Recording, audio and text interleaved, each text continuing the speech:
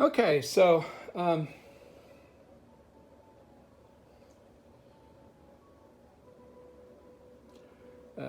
going to, I don't know if this adds on to the previous video or not. This is a work in progress. I'm learning as we go. I flipped the camera around because that camera actually has a better screen resolution.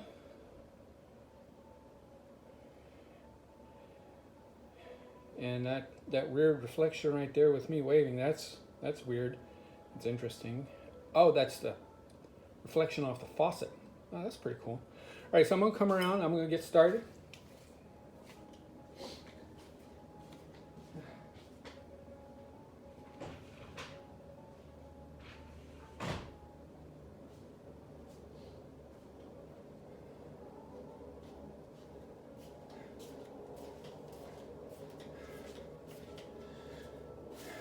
All right, good morning, everybody. So, where do we start?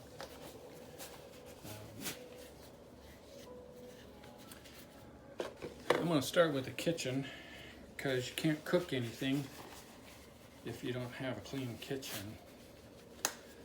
So, I'm going to start cleaning the kitchen.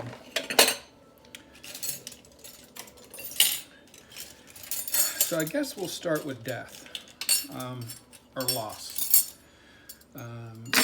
Something that our ancestors, and I'm going to point back to that several times, something that our ancestors had to deal with. It's part of life. Death is part of life. I don't know where in the world that we as people got so soft-skinned and not deciding to talk about death, like I said again, it's part of life. Where death became so taboo, I don't know. Don't like it. Our ancestors had to deal with it daily, monthly, yearly, and more this time of in this day and age. God, I hate that saying. This day and age. This day and age has been used way too much for everything. But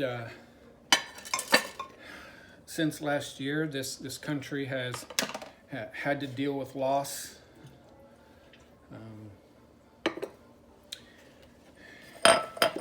And one of the things that I tell people, because sometimes what they say is, well, you know, I lost my grandmother, or I lost an aunt, or and then they say, but yeah, that doesn't compare to what you're going through. And one of the things that I tell them is, you know, loss is loss, okay? It doesn't matter if you're a 5-year-old dealing with the loss of a goldfish, or you're a teenager dealing with the loss of a relative, grandmother, uncle, or whether you're dealing with the loss of a spouse, a wife or a husband, or if you're dealing with the loss of a brother or sister, or if you're dealing with the loss of a child. Loss is loss. Please don't try to compare them and say, well, you know, my loss doesn't compare to what your loss is. It's not true. All loss is equal. One of the things that some people do because they've never experienced a death in the family, or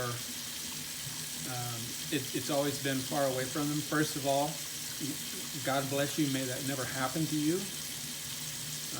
Many people are now starting to experience that since COVID came around, and forgive the water noise. So those of you who are experiencing it know what I'm talking about. Very first rule of being there for somebody who lost somebody, and I do say I say two things. One, I say lost because it is a loss. I don't say died or passed away, because that really is not what's happening. You've lost somebody because they've been called home. God has, for whatever reason and for whatever method, has decided that that person's job here on earth is done and has called them home.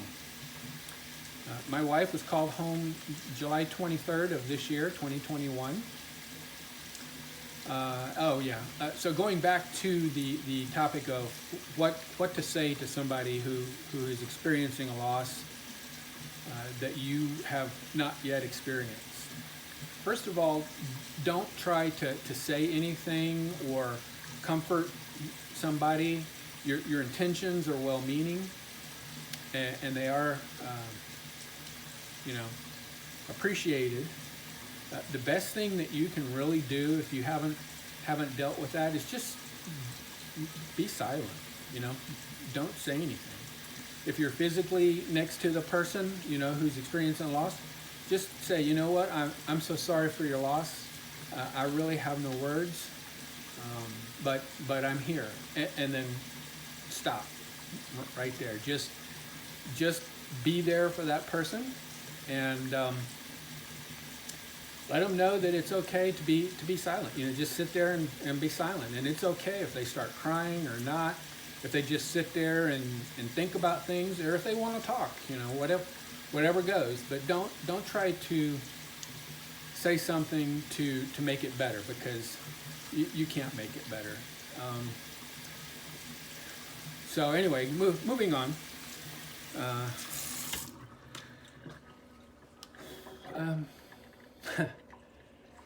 A lot of work to do. Let's see what I'm looking for. So that was one of the major topics that I wanted to deal with today. What I'm going to do now is just kind of switch over to a time-lapse video. Time-lapse videos are, especially if with boring work like housework. One of the channels that I follow, Leave Her Wild, she did a lot of time-lapse videos with building out her schoolie.